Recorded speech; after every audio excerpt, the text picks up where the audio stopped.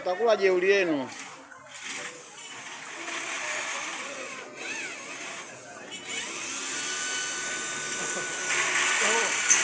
Yaani naenda kucheza game, boss wenu anafanya kazi.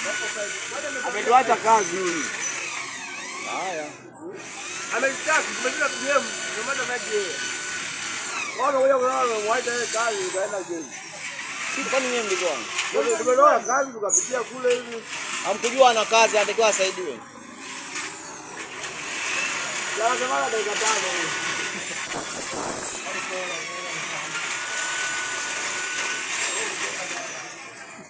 Wacha atajenge, jana amenichekelea sana nimepoteza kikombe.